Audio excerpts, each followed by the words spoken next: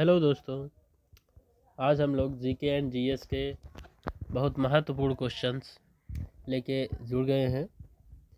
Questions बहुत महत्वपूर्ण होंगे और आप लोग जो है इनको देखिए समझिए, क्योंकि हर एक क्वेश्चन अपने आप में महत्वपूर्ण है। वही महत्वपूर्ण क्वेश्चन उठा के लाए हैं। क्या हैं क्वेश्चंस वो आप देखिए। ओके, तो देखिए कि निम्नलिखित में से कौन सी नदी चीन, भारत और बांग्लादेश में बहती है। ठीक है, इन में से कौन सी नदी है जो तीनों देशों में बहती है। तो आपको बताना है कि सिंधु नदी है, गंगा नदी है, चौंग जियांग है या फिर ब्रह्मपुत्र नदी है।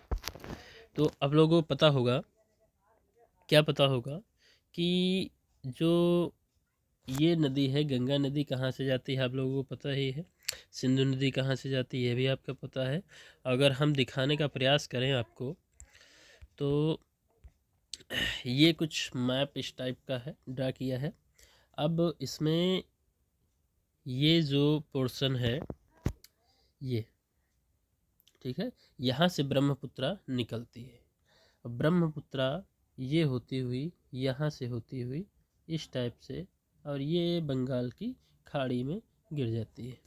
ठीक है, गंगा नदी अगर कहें तो गंगा नदी यहाँ से निकलती हुई ये इस टाइप से ऐसे बनाती है, यहीं पे डेल्टा बनाती है।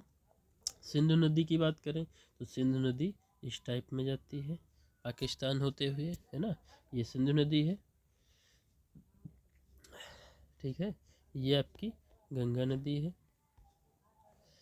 और इसका तो नाम से ही लग रहा है कि ये भारत की नदी नहीं है, और चौंग जियांग इस टाइप के नाम चीन में ही होते हैं।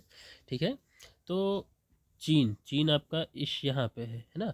तो ये जो नदी होगी वो कौन सी नदी होगी, ब्रह्मपुत्र नदी होगी, है। This is your right answer. Okay, next पे चलेंगे हम। देखिए ब्रह्मपुत्र, है ना, भारत की दूसरी सबसे लंबी नदी जो चीन, भारत और बांग्लादेश के बीच कितने मील तक बहती है, 1800 मील तक बहती है। यह एशिया की प्रमुख नदियों में से एक है, जिसे चीन में यरलुंग और बांग्लादेश में जमुना के नाम से जानते हैं, है ना। ओके, नेक्स्ट बढ़ेंगे। चिपको आंदोलन निम्नलिखित में से किस राज्य से संबंधित है। चिपको आंदोलन आपको बताना है, बहुत ही महत्वपूर्ण आंदोलन है ये। इसमें क्या हुआ था, इसमें लोग पेड़ से चिपकने लगे थे, है ना, पेड़ कटाई को रोकने के लिए पेड़ से चिपकने लगे थे कि जब जो है काटने आते थे उसको, तो लोग वहाँ के स्थानीय लोग पेड़ से चिपक जाते थे, जिससे पेड़ों को काटा ना जा सके। और ये जो राज्य है वो आपका राज्य कौन सा है, उत्तर प्रदेश राज्य है। ठीक है, उत्तर प्रदेश। पहले हालांकि ये उत्तराखंड में था, उत्तराखंड में, लेकिन जब सेपरेट हुआ तो फिर ये किस में आ गया, तब ये आ गया यूपी में आ गया। ओके, तब कहाँ गया, यूपी में आ गया। देखिए चिपको आंदोलन में 1973 में एक अहिंसक आंदोलन था, जिसका उद्देश्य पेड़ों की सुरक्षा और संरक्षण था। और इसका सन जरूर याद रखना, है ना, ये सन 1973 में उत्तर प्रदेश के चमोली ज़िला में, जब यूपी और यूके एक ही में था, तब चमोली ज़िला था एक, वहाँ पे ये 1973 में शुरू हुआ था। लेकिन जब डिवाइड हो गया यूपी और यूके, तो ये अब पोर्शन कहाँ चला गया है, उत्तराखंड में चला गया है। ठीक है, ऑप्शन में अगर उत्तराखंड होगा तो हम उत्तराखंड लगाएंगे। पेड़ों की कटाई और पारिस्थितिक संतुलन जो है बनाए रखने के लिए एक विद्रोह शुरू हुआ था। चिपको आंदोलन की शुरुआत अगर कहें तो शुरुआत 1970 में हुई थी उत्तर प्रदेश में, और इसका मेन उद्देश्य यही था, पेड़ कटाई को रोकना है। कोई उसके बाद एक इसमें आंदोलन के संस्थापक थे, है ना, कोई एक मुख्य भूमिका में होता है, और वो मुख्य भूमिका में थे सुंदरलाल बहुगुणा जी। ओके, नाम याद रखना है। नेक्स्ट है, गरबा डांस किस राज्य से संबंधित है। गरबा डांस, तो गरबा डांस किस राज्य से संबंधित है, तो ये तो बहुत ही फेमस है, आप लोगों को पता होना चाहिए। गरबा गुजरात से संबंधित है। ठीक है, गरबा किससे संबंधित है, गुजरात से, गरबा और गुजरात। ओके, इससे आप लोगों को याद रखना आसान हो जाएगा। इंद्रधनुष किस कारण बनता है? बहुत ही महत्वपूर्ण क्वेश्चन है। इंद्रधनुष किस कारण बनता है? रेनबो की एक खास वजह क्या है? खास वजह ये है बच्चा कि ये हमेशा बारिश के बाद निकलता है। आप लोगों ने देखा होगा कि जब भी आसमान में बारिश होती है उसके बाद कभी कभी क्या होता है, इंद्रधनुष दिखाई पड़ता है।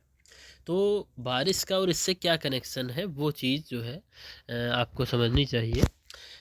जो बारिश होती है उसके बाद कुछ वायुमंडल में क्या होता है, वायु की बूंदें शेष बच जाती हैं, ठीक है। और जो शेष बूंदें बच जाती हैं, इनसे जब प्रकाश आता है तो क्या होता है, रिफ्लेक्शन होता है, रिफ्रैक्शन सॉरी।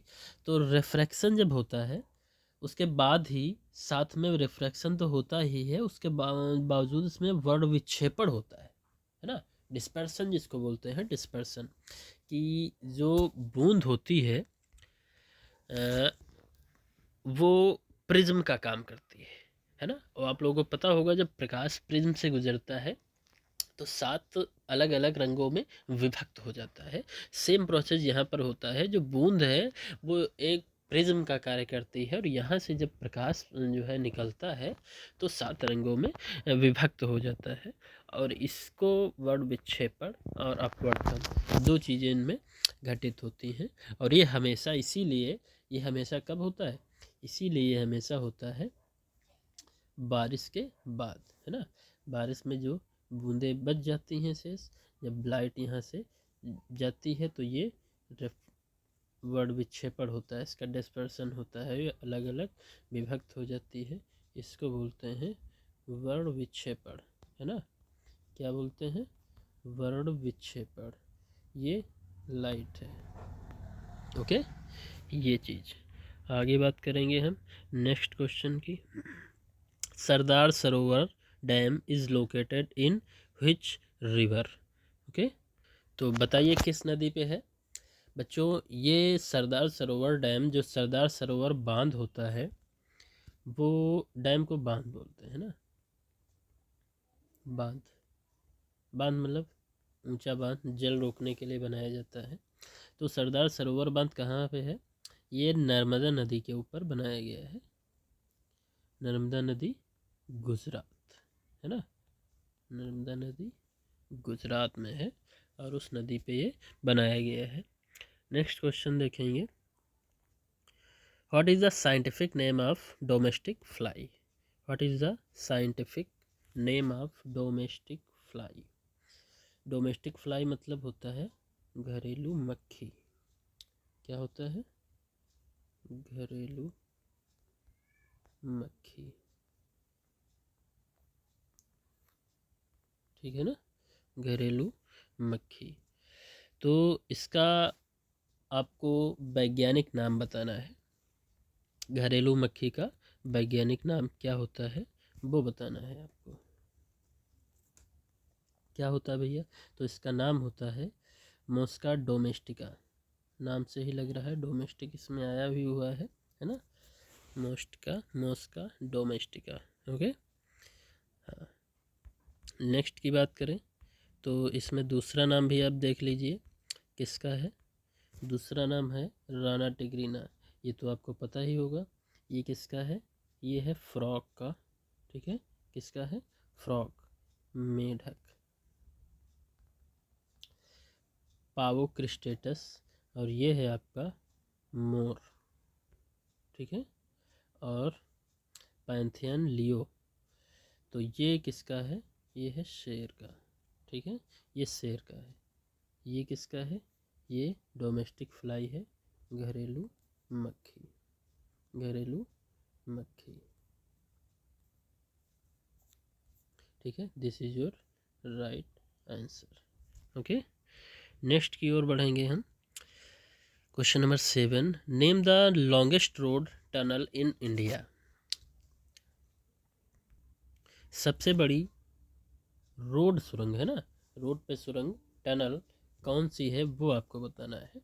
तो ये अभी हाल ही में अटल टनल का इनॉग्रेशन करवाया था, उद्घाटन करवाया था। प्रधानमंत्री मोदी जी के द्वारा उद्घाटन हुआ था इसका, अटल टनल का, है ना।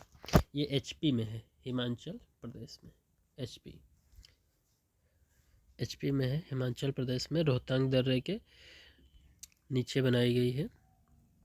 और इसकी जो वो है लंबाई, वो है 9.02 किलोमीटर, है ना। भारत के पूर्व प्रधानमंत्री अटल बिहारी वाजपेयी जी के नाम पर इसका अटल टनल नाम पड़ा है। और एक कहाँ पे है, ये है हिमाचल प्रदेश में। और ये किसको जोड़ती है, राजमार्ग भी देख लेना, लेह और मनाली, है ना, लेह मनाली को जोड़ता है। कहाँ है, ये है रोहतांग दर्रे के नीचे राजमार्ग सुरंग है। इसकी लंबाई देख लेना, 9.02 किलोमीटर है। ठीक है, बहुत ही महत्वपूर्ण क्वेश्चन है ये। जो भी क्वेश्चन बता रहे हैं इसके ऊपर 10,000 फीट, और इस फीट को मीटर में इस प्रकार से चेंज किया गया है, से ऊपर की सबसे लंबी राजमार्ग एकल सुरंग है। ठीक है ना। ओके, बात करेंगे नेक्स्ट क्वेश्चन की। Who is the chairman of NITI Aayog. NITI Aayog का चेयरमैन, है ना, नीति आयोग। आप लोगों को पता होगा नीति आयोग का अध्यक्ष कौन होता है। तो नीति आयोग का अध्यक्ष जो होता है वो पीएम होता है ना। कौन होता है, PM. PM means Narendra Modi. Okay, PM हमारे कौन है, नरेंद्र मोदी जी हैं। तो नीति आयोग का अध्यक्ष जो होता है वो प्रधानमंत्री ही होता है। नीति आयोग की अध्यक्षता मोदी जी ही करेंगे। How many total language in 8th schedule have. 8th schedule है, ये 8th शेड्यूल कॉन्स्टिट्यूशन में आता है, संविधान में आता है। तो संविधान की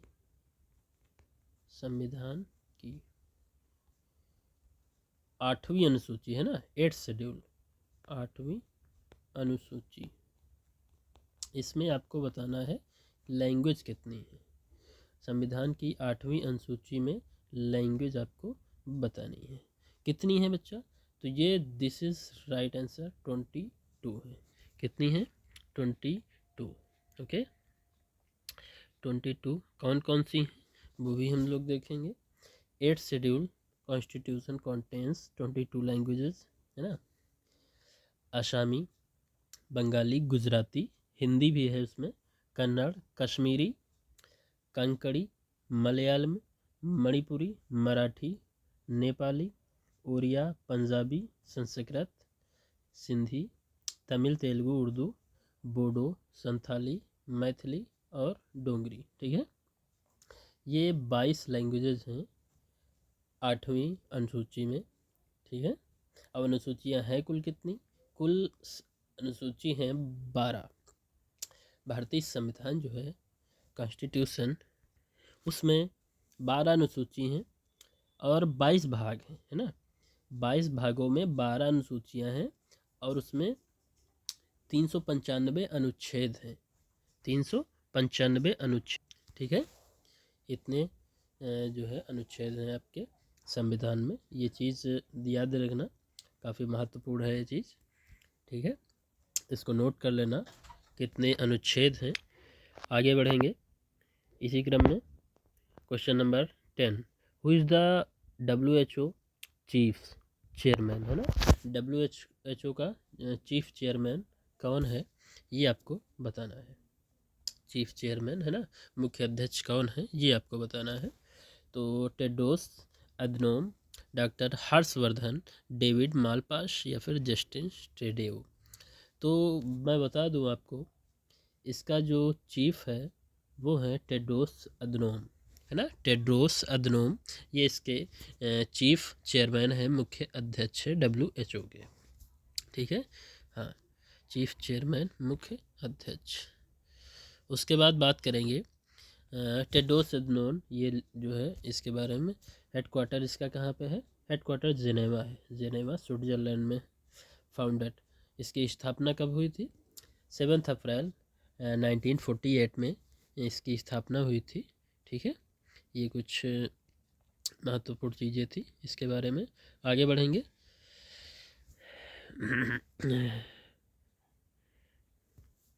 बस इतना ही था इसके लिए। इसके आगे के क्वेश्चन नेक्स्ट वीडियो में हम डिस्कस करेंगे। ठीक है, तब तक के लिए नमस्कार।